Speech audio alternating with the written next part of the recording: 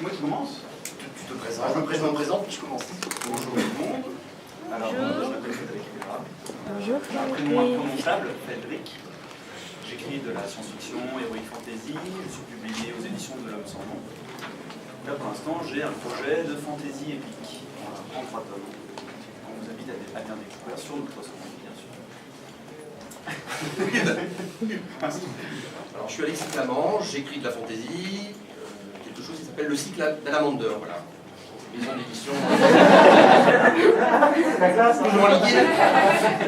Très fort, très fort. Il n'y a pas ce mot le dit. Parce que pendant que je vous parlerai, de temps en temps, sur le net. Alors, je commence par des choses très sérieuses. Alors, écrire de la fantaisie. Bon. Alors, je me suis un petit peu documenté, hein, puisque je suis auteur, j'ai été voir sur le net, et puis, en fait, il y a beaucoup de gens qui proposent des conseils sur la fantaisie. Est-ce que nous avons une légitimité plus qu'un autre auteur, moins qu'un autre auteur? Non. J'ai vu, il y a des blogs, il y a les erreurs à ne pas commettre en fantaisie, donc il y a les 7 erreurs. Donc j'ai lu la première, j'ai bien ri, la deuxième, bon, la troisième, et puis il y a plein de choses comme ça. Donc est-ce qu'il faut attendre d'avoir une légitimité pour donner des conseils? Non. Donner des bons conseils, c'est beaucoup plus difficile. Je vais commencer par un premier conseil. On va parler du syndrome du rôliste. Il y a des rôlistes dans la salle? Non. Quand on est rôliste et qu'on se met à l'écriture, en général, on est quelqu'un de consciencieux, donc on va créer un monde, hein, avec ses dieux, avec sa culture, ses monstres, etc. Et on a passé du temps sur son œuvre. Donc qu'est-ce qu'on va vouloir faire lorsqu'on commence à écrire son histoire? On va vouloir rentabiliser et en fourguer le plus possible. Eh bien, c'est mal. Pourquoi? Parce que, en voulant absolument fourguer votre univers, vous n'allez pas raconter une histoire. Bon. Prenons un exemple, un dieu démon, qui s'appelle le Zorzor. Hein. Donc, il a 3 têtes de rat et une queue de serpent. Bon. Vous avez bossé Zorzor, vous avez votre panthéon, donc vous allez faire votre introduction avec Zorzor, tatata, qui aime pas machin, qui est le protecteur de tel peuple, etc. Donc, mais l'histoire va être reléguée, malheureusement. Hein. Le mieux, peut-être, c'est de parler une première fois de Zorzor, vous mentionnez Zorzor, et puis vous revenez un petit peu plus tard sur Zorzor, vous développez un petit peu, parce que le héros va rencontrer tel ou tel tribu qui est inféodé à Zorzor, etc., etc. Ce qui fait que vous allez faire 2 choses, vous allez immerger plus facilement le lecteur, ce sera beaucoup plus immersif, puisqu'il aura l'impression déjà de connaître Zorzor, vous comprenez, au fur et à mesure qu'il le retrouve. Hein. Et puis votre monde gagnera en cohérence de manière naturelle. Plutôt que de tout fourguer d'un coup, vous y allez à petite dose. Et Zorzor passe plus facilement. À toi, je continuerai après parce que je me connais, je vais mobiliser. Alors, je vais rebondir sur Zorzor. Merci. En fait, pour parler d'écriture de la fantaisie, je pense que très rapidement, je vais vous parler de 2 romans. Le premier roman, je pense que comme beaucoup, qui écrit aujourd'hui? Donc, dans le premier roman, en fait, on ouvre sa propre voie quelque part, ses propres recherches, on ne sait pas où on va exactement. On n'a posé encore aucun jalon, on n'a pas vu le point d'arrivée, enfin la ligne d'arrivée, le point final, et donc on est un petit peu tâtonnant. Pour ce premier roman, moi j'ai commencé, exactement comme disait Alexis, par construire un univers, un monde avec ses règles, ses panthéons, ses différents clans, ses différentes civilisations, etc. etc. À l'intérieur de tout ça, j'ai voulu bien sûr qu'il y ait une histoire, qu'il y ait une intrigue qui s'installe, j'ai construit mon intrigue, j'ai commencé à mettre des personnages pour tenir les différents rôles, et à faire interagir ces personnages. Donc de là, après, est venu assez, enfin, maintenant, une forme de découpage, de chemin de fer. Je suis quelqu'un d'assez organisé, donc j'aime bien poser les choses, donc avoir un bon chemin de fer, un découpage, une espèce de cahier des charges à la journée, savoir, voilà, bon, qu'est-ce que je dois écrire aujourd'hui, je prends mon chemin de fer et puis je pars. Là, après, sur l'écriture en tant que telle, c'est plus l'inspiration du moment où voilà, là, il se passe telle chose, à tel endroit avec tel personnage, on est à tel moment de l'intrigue, là, allons-y. Et puis, en fonction de la journée, des inspirations, les choses s'étoffent et viennent se construire de manière un peu plus intuitive, je dirais. Donc tout ça, ça donne un premier jet qui, au final, s'est avéré assez bancal. Donc c'était le premier jet. Il a fallu reprendre les choses. Et au final de COF, en fin de compte, moi j'ai passé 7 réécritures totales sur ce premier roman, une dizaine d'années. Donc c'est très long, c'est assez ardu, assez difficile. Qui est une bonne moyenne. Voilà. Non, je le dis sans plaisanter. Oui, non, mais c'est vrai que le premier roman, c'est un réel effort. Voilà, c'est un réel effort pour tout le monde, et tout auteur est passé par là. Le troisième tome, donc il y a eu un tome intermédiaire, qui est un petit peu entre les deux. Le troisième tome, là pour le coup, je savais exactement où j'allais, je connaissais les difficultés que j'allais rencontrer, donc je les ai forcément un petit peu anticipées. Là pour le compte, la méthode a été un petit peu différente. Donc déjà j'avais mon univers, ça certes c'est quelque chose qu'on n'a pas à créer 36 fois quand on est dans la même saga. Et au niveau de l'histoire, il y avait des choses qui étaient à mettre en place, etc. En fait je suis parti d'un listing d'éléments que je voulais absolument voir dans mon roman. Voilà, telle scène à tel endroit. Ça peut être un paysage, je voulais absolument voir ce paysage. Je voulais absolument que ce personnage à un moment donné rencontre un tel autre et puis il se passe telle ou telle chose. Donc j'ai fait la liste de tous ces éléments. Et ensuite j'ai organisé ces éléments par ordre chronologique. Je suis venu les redécouper, faire un découpage, donc là chapitre à chapitre, puis je suis reparti dans l'écriture. En fin de compte, j'arrive à un premier jet qui est quasiment abouti. À la différence du premier tome où j'étais obligé de le réécrire cette fois, là ça va être beaucoup plus rapide. Il va y avoir, là j'arrive à la fin de la réécriture qui consiste à vraiment aller pister, après une première lecture, tous les éléments, je dirais, lister, chercher les éléments d'incohérence, les lister et revenir réécrire et reprendre tous ces éléments. Et puis, un dernier passage, où là, un ou deux derniers passages, c'est long l'écriture, faut pas, voilà, 500 pages à chaque fois, faut aller au bout. Sachant que ces 500 pages qui viennent finir une trilogie et que forcément je vais reprendre les deux premiers pour être... donc ça fait 1500 pages à lire avant de bouger. Mais je dirais que les dernières étapes, là, on élève un petit peu la qualité de l'écriture. On s'attache beaucoup plus au style, ça veut dire qu'on ne l'a pas fait avant, mais il y a une volonté de venir égaliser, parce que tout simplement, comme tout le monde, on a des jours avec, des jours sans. Les jours avec, on peut poser des choses qui peuvent être assez extraordinaires, mais en tout cas on se demande comment on a pu les écrire, et les jours sans, on se demande aussi comment on a pu les écrire. Le tout, c'est d'arriver à la fin à avoir quelque chose, voilà, de limer un petit peu les tendances et les pics pour offrir le meilleur au lecteur. Et puis ensuite, il y aura le rôle de l'éditeur, qui par-dessus viendra, lui, apporter sa petite touche qui permet de gagner les derniers pourcentages qui sont les plus difficiles à obtenir, pour passer d'un auteur médiocre à peut-être autre chose. On en parlera. On en parlera parce que maintenant c'est à moi de parler. Moi je vous ai parlé du monde, donc là Zozor, ça c'est check. Alors, je vais vous parler d'un temps de l'histoire, parce que, à mon avis, quand on a lu un bon bouquin, on se souvient de l'histoire.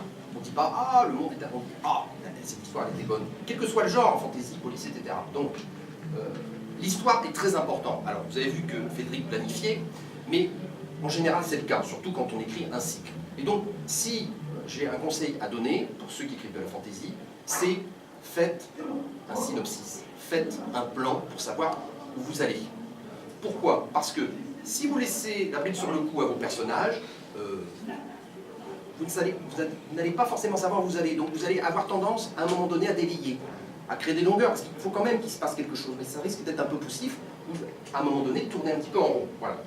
Alors, ça peut être intéressant, j'avais un de mes copains qui disait « Moi, quand j'écris, j'ai l'impression de voler. » C'est plus mon copain. Donc, ça peut être un expédient, mais il ne faut pas, si vous voulez, tourner un petit peu en rond, que ça devienne narcissique. Sinon, c'est ce que j'appelle de la branlette elfique. On se fait plaisir, mais bon, on se fait plaisir. Voilà. Donc, bosser son plan, bosser son synopsis. Je vais prendre une comparaison, parce que ceux qui étaient là hier savent que j'aime les comparaisons hardies. C'est... vous faites une balade, vous voulez vous balader, vous voulez prendre l'air. Alors, de deux choses l'une, soit vous allez dans la nature, vous profitez des cris des petits oiseaux et puis de l'air pur, seulement en faisant comme ça, même si vous avez passé un bon moment, vous risquez de louper des points de vue intéressants. Si vous planifiez votre balade et que vous dites, j'aimerais bien aller voir ce point de vue-là, parce qu'il paraît qu'il est magnifique, dans mon guide, eh bien, chaque pas que vous faites vous rapproche de votre destination. Et quand vous écrivez avec un but. Vous savez où vous allez, et donc le lecteur va avoir d'autant plus tendance à vous suivre. Vous allez à ce point de vue, mais rien ne vous empêche en chemin, oh un petit ruisseau, de faire des petits détours, parce qu'il ne faut pas non plus être origine, oh le petit ruisseau, oh un hérisson mort, voilà. Applause. Voilà, vous faites des petits détours comme ça, prendre des chemins que vous ne pensiez pas prendre au début, je pense que ça t'arrive. Moi ça m'arrive, des fois il y a des chapitres qui me tombent dessus, je dis ah ce serait rien chouette si, voilà. Et donc on rajoute des chapitres. Mais on a toujours cette ligne conductrice, ce fil rouge, un peu comme le fumeur dans X-Files, qui nous amène vers l'objectif final, vers le climax. On passe aux questions. Les questions. Est-ce que vous avez des questions? je dirais que je suis encore plus retors que mon voisin, c'est qu'en pleine écriture, il peut m'arriver carrément de... Allez, je vire un personnage. Un personnage essentiel. Ça crée un certain problème dans mon scénario. Et en fait, ça fait moins de temps en temps aussi, voilà, c'est pour rebondir un peu sur ce que disait Alexis, effectivement, il ne faut pas hésiter à, même avec un plan hyper soigné, quelque chose qui tient la route, à venir soi-même se donner un bon vieux coup de pied dans la fourmilière. Ça peut, enfin c'est obligé, on se crée soi-même un problème, et on sait très bien que dans l'écriture, on a une situation de départ, un problème qui survient, enfin ça c'est le schéma classique. Donc de se créer soi-même un problème en cours de routine, je dirais, de routine d'écriture, ça permet aussi de ne pas s'endormir, et puis d'aller explorer une voie de détour à un moment donné où on ne l'avait pas prévu. Alors Frédéric a... Non mais après très rapidement. Frédéric a dit qu'il partait de personnages, de rencontres, peut-être de situations, de décors. Voilà. Moi j'ai une autre façon, alors de toute façon chaque auteur a sa façon. Je pense que vous l'avez compris, je suis un extrémiste de l'histoire. Donc je suis parti d'une histoire, d'un fil rouge. Mon histoire commence, et puis j'ai rajouté quelque chose qui me paraissait sympa. Par exemple, j'aime bien les poulpes, enfin j'aime bien les poulpes. Ce sont des animaux qui me fascinent. Donc j'ai dit, allez, je vais mettre des poulpes terrestres, et puis ce sera leur monture, et ils vont se balader là-dessus. Bon. Premier élément, mon monde, mine de rien, est en train de se construire. C'est brique par brique, ventouse par ventouse. Et puis, l'histoire avance, et puis il va se passer, il va rencontrer telle personne, ah tiens, il y a telle coutume, ça peut être pas mal. Je rajoute quelque chose, et petit à petit, au fur et à mesure que j'avance dans mon histoire, j'ai mon monde qui se construit naturellement. Donc, c'est pratique, parce que je ne m'embête pas avec la souris, je ne m'embête pas avec une espèce d'encyclopédie dont je dois essayer de fourguer chaque élément. La difficulté là-dedans, c'est que après c'est un travail de cohérence. C'est que d'accord, j'ajoute tel élément, d'accord, j'ajoute tel élément. Mais si ils sont posés les uns à côté des autres, on va à un moment donné manquer de cohérence. Donc il faut s'arrêter et voir comment les éléments sont reliés les uns et les autres. C'est une façon d'écrire un roman.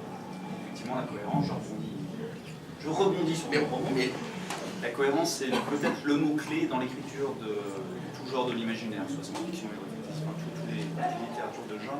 C'est-à-dire que c'est une littérature qui, à la base, a quasiment toute liberté. Le poulpe, on va faire bien un poulpe dans un univers fantastique, c'est une idée.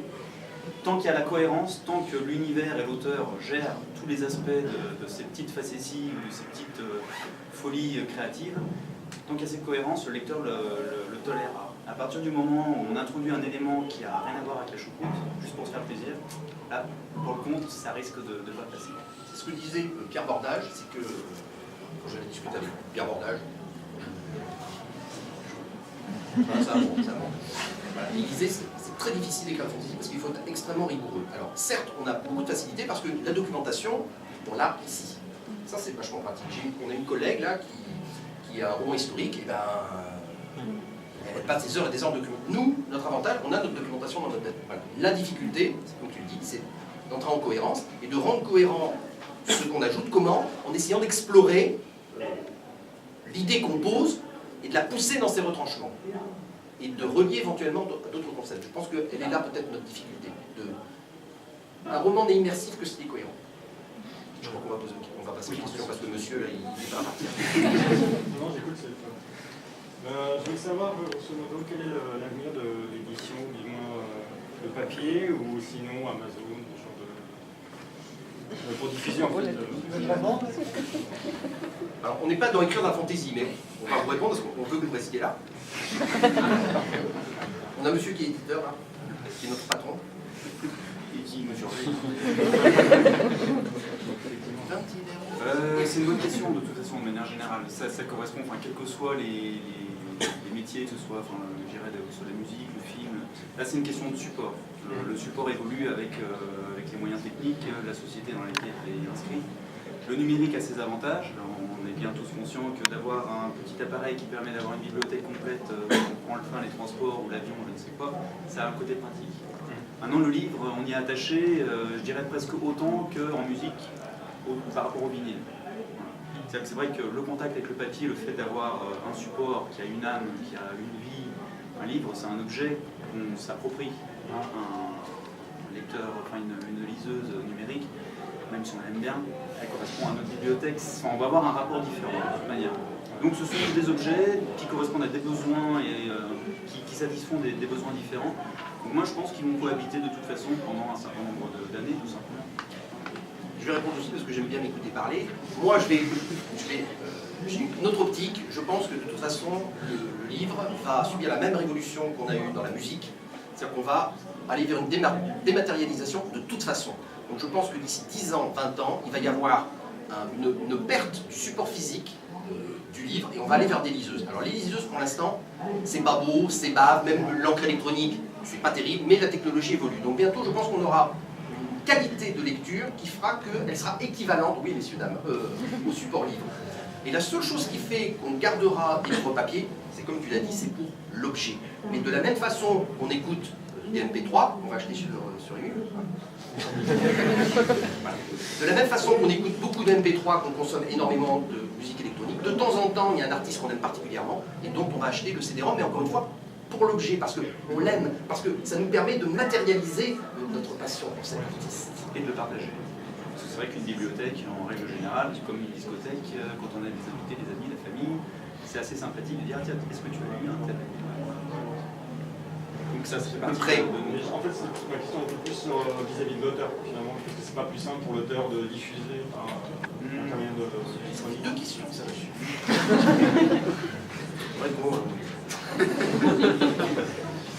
Pour un auteur, là, il y a deux choses importantes, c'est d'être lu par un maximum de personnes. Donc le support, l'importance du support est un petit peu secondaire. Et puis bien sûr de vivre de sa plume. Donc tant que l'un dans l'autre on arrive à s'y retrouver, je dirais que le point de vue en tout cas moi, le point de vue d'auteur, c'est j'ai pas de préférence. J'aime bien le papier parce que je peux dédicacer. La tablette c'est un peu plus délicat. Mais sinon, je joue bien en marqueur. Ah bah bien sûr, oui, surtout. Je te laisse le dire. Alors si on n'a pas le temps de répondre à vos questions, n'hésitez pas à venir me voir après pour me poser. Bon voilà, ce sera certainement ce sera plus intimiste. Une demoiselle. Oui. En fait, j'ai rajouté des longueurs dans les projets sur lesquels je suis. Donc pareil, j'ai tout planifié. Elle a rajouté des longueurs en fait, un petit peu. Parce que j'avais l'impression que mon récit était trop nerveux, trop rapide. J'ai l'impression de passer tous les faits importants mais, à la suite. On dit ça au contraire. Bah ouais, mais quelque part j'ai voulu prendre du temps pour qu'on connaisse mieux les personnages, qu'on se concentre un peu sur leur personnalité, sur leur façon de réagir aux événements et tout ça. Et j'ai peur en même temps, est-ce que c'est une erreur ou pas de faire ça, d'étoffer un peu ces personnages, de prendre du temps pour le faire, ou c'est pénible à lire? La seule erreur que vous puissiez commettre, c'est de créer une mauvaise histoire. Si votre histoire est bonne, encore une fois, il y a autant de... Quelqu'un qui s'appelle Van Vogt, Le Monde des Noirs, alors là je m'adresse aux vieux, ça vous dit quelque chose, Le Monde des Noirs, Van Vogt? C'est un roman qui est... Merci. C'est un roman qui est assez mythique en science-fiction, et Van Vogt, il l'a écrit... Le Monde des Noirs, parce qu'il marche sur le rue de Roland. Ah d'accord. C'est pour ça que je suis... Oui, je l'ai lu. Et donc ce gars-là, il a écrit des bribes, des trucs complètement décousus. Après, il a mis une compilation, il essaie de lier les choses plus ou moins, de manière plus ou moins accessoire. C'est la pire façon dont on puisse procéder, de prendre des morceaux d'histoire et d'essayer de faire quelque chose d'homogène. Pourtant, c'est un ouvrage qui est quasi mythique. Donc il n'y a pas... La bonne façon, c'est celle qui permet de créer une bonne histoire et de donner du plaisir aux gens. Ça rejoint un petit peu ce que je disais tout à l'heure, ça fait partie en fait des d'écriture où on vient ajuster les curseurs, et si effectivement on estime qu'il y a un passage un peu sec, donner un peu de viande, il n'y a pas de... J'oserais bien une comparaison sexuelle. Le moment qu'on prend du plaisir, le moyen est presque secondaire. Soit plus cuisiné. Soit plus cuisiné. Je préfère le Pas latex. avec les... Je préfère le latex. Mademoiselle? J'ai plusieurs questions. Ah, on va commencer par une et après je donne... parce qu'il fait un peu la gueule, je me suis pensé que c'était lui qui avait posé cette question. Déjà, est-ce que vous écrivez sur ordinateur ou sur papier? Et si c'est sur ordinateur, est-ce que vous utilisez des logiciels? Parce que Elle est fine, hein. Et une dernière question, comment vous avez fait pour être publié? Pas de ce soir répondra à la dernière question. d'allusion sexuelle. Notre éditeur fait une masterclass ce soir, donc si vous avez des questions sur le processus d'édition, comment se faire éditer, n'hésitez pas Je n'ai pas prévu d'aborder ce point, mais bon, c'est pas grave. Vas-y. J'ai fait les deux. C'est-à-dire que le premier jet dont je parlais tout à l'heure, du premier roman, je l'ai écrit sur papier. Parce que voilà, je pouvais écrire en pleine forêt, ou je sais où, sans aucun problème, sans avoir besoin d'une prise électrique. Aujourd'hui, je travaille directement sur l'ordinateur. Effectivement, il y a des logiciels très pratiques, mais je vois plus lequel. Moi j'en ai un.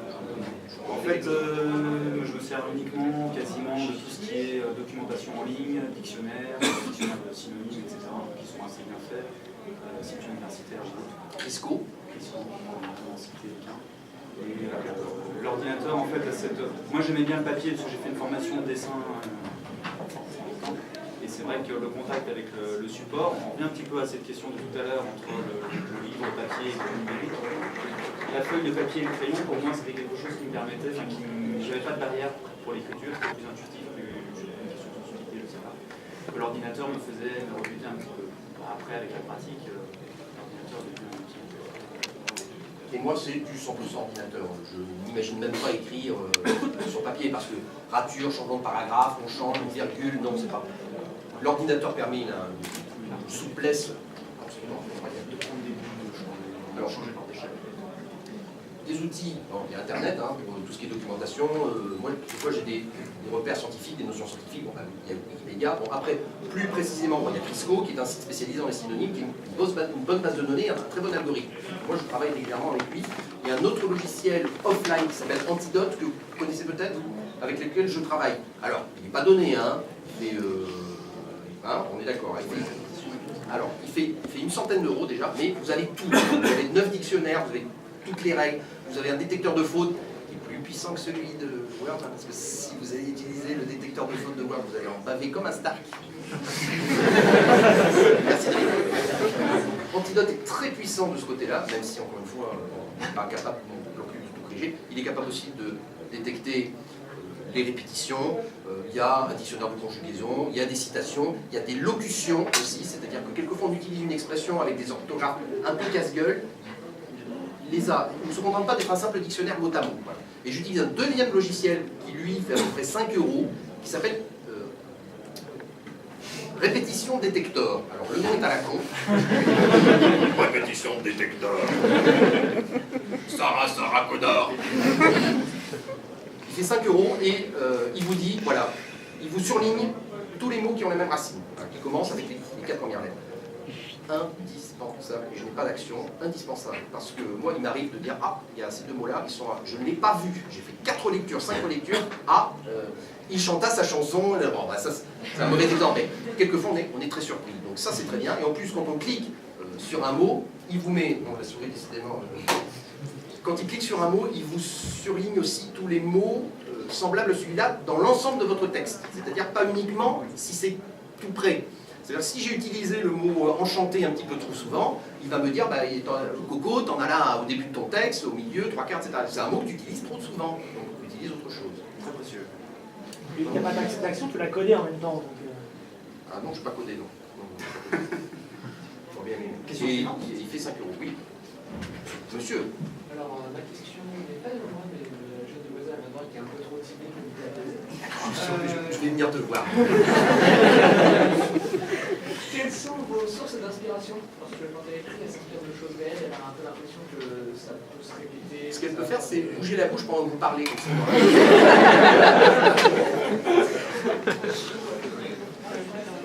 Non, par rapport à comme j'écris par exemple, je m'inspirais de phénomènes de tous les jours, mais également d'autres lectures.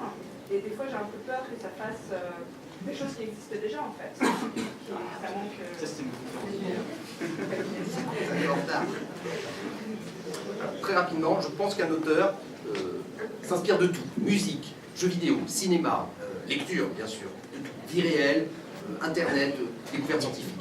Ensuite, on se nourrit de ça, on le fait passer par notre petite moulinette de sensibilité et on essaie de ressortir quelque chose d'un petit peu original. Du moins, on essaie. Donc, on s'inspire de tout. Après, encore une fois, l'originalité, ça ne sert à rien de poser un truc original comme ça. Pour moi, l'originalité et l'imagination, c'est prendre des éléments qui n'ont pas forcément de connexion l'une avec l'autre et de les rapprocher. On crée quelque chose d'original. Je vais prendre un exemple très rapide et je te donne la parole. Je vais vous parler de moi et de ma vie, vous allez voir, c'est très intéressant. C'est une blague que j'ai faite hier, ça vient. Dans mon bouquin, j'ai 3 systèmes de magie, j'ai essayé de faire quelque chose d'innovant. Bon, et il y a un système de magie, quand on fait un sort, en fait, c'est du code informatique. Donc il y a des sous-programmes, il y a des boucles. Et donc cet algorithme, quand on arrive au bout, en fait l'exécutable, c'est le sortilège. Voilà, c'est une école de magie. Alors, pourquoi c'est un petit peu original? Parce que la magie c'est original? Non, c'est la magie. Le code informatique et le programme, c'est pas original. C'est la connexion entre les deux, des choses qui a priori n'ont pas de rapport entre eux, qui font que l'originalité apparaît à ce moment-là. Comme il faut mettre un point final à cette charmante rencontre. Effectivement, l'inspiration. C'est très court. Oui, très court. Il faut, enfin, en tant qu'auteur, créateur, quel que soit le support, encore une fois, c'est typiquement un rôle un peu d'éponge, et on d'éponge, puis on retraduit à sa manière, on réassemble à sa manière les différents éléments pour donner quelque chose de finalement assez neuf et innovateur. Donc il n'y a pas d'école d'inspiration, effectivement c'est ce qu'on est, c'est notre passé, c'est nos passions, c'est ce qui fait la personnalité d'un texte et d'un... Comme il s'est barré, j'en profite. En fait, on travaille beaucoup à l'inconscient. C'est qu'on travaille en sous-marin. Une fois qu'on est branché un petit peu sur notre monde, notre cerveau travaille de manière inconsciente et à un moment donné, n'importe quand, il va être capable de te ressortir une idée qui n'est pas forcément une idée follement originale, mais autour de laquelle tu vas pouvoir creuser. Oui, on a fini. En plus, concrètement, à partir du moment où on commence à écrire, c'est comme tout métier, toute pratique intellectuelle, notre cerveau fonctionne un peu comme un muscle.